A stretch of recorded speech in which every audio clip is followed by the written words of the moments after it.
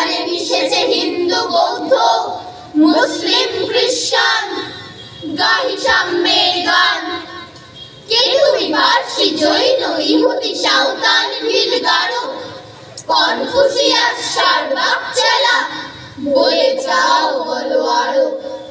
বন্ধু যা খুশি হও, পেটে পিঠে কাঁধে মগজে যা খুশি পুঁথিও কেতাব বও।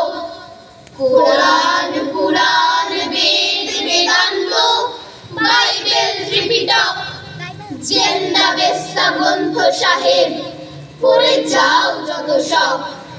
কিন্তু কেন এ পণ্ডশ্রম, মগজে হানিছ শুল, দোকানে কেন এ দর কষাকষি, পথে ফোটে তাজা ফুল।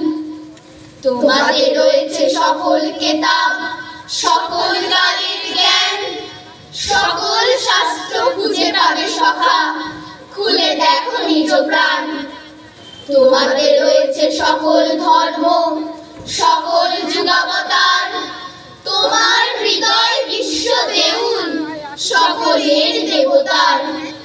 কেন খুঁজে পেল দেবতা ঠাকুর মৃত বুদ্ধি কঙ্কালে, হাসিছেন তিনি অমৃত হিয়ার নিভৃত অন্তরালে।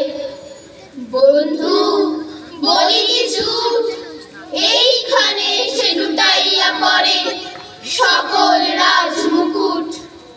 এই হৃদয়ে সে নীলাচল, কাশী মথুরা বৃন্দাবন, বুদ্ধ গয়ায় জেরুজালেমে, মদিনা কাবা ভবন।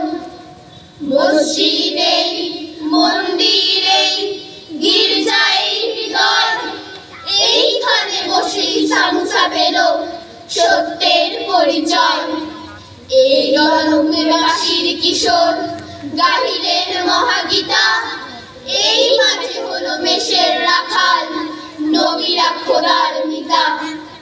এই হৃদয়ের ধ্যান গুহা মাঝে বসিয়া সাক্ষ্য মুনি, ত্যাজিল রাজ্য মানবের মহাবেদনার ডাক শুনি।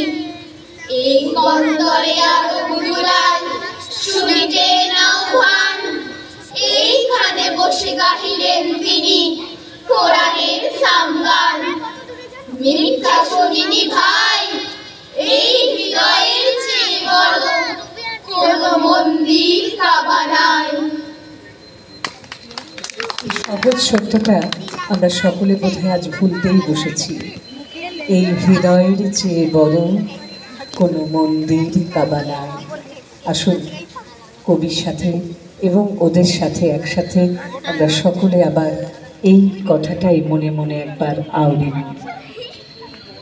এবার আমাদের শেষ নিবেদনে এমন একটি কবিতা আমরা বেছে এনেছি, আপাত দৃষ্টিতে শুনলে মনে হবে বা দেখলে মনে হবে যে কেমন কবিতা, খুব মজার ছলে লিখেছেন, কিন্তু প্রচণ্ড একটা কঠিন সত্য উনি তার সামনে তুলে ধরেছেন। অলসভাবে যারা সময় কাটায় তারা সমাজের কোনো কাজেই লাগে না, বরং ক্ষতিই করে। আর মানসিক সাহস সঞ্চয় করে যারা এগিয়ে আসতে পারে তারাই শেষ পর্যন্ত জয়ী হয়। এবার শুনুন কবির ভাবনায় আমাদের ছেলে।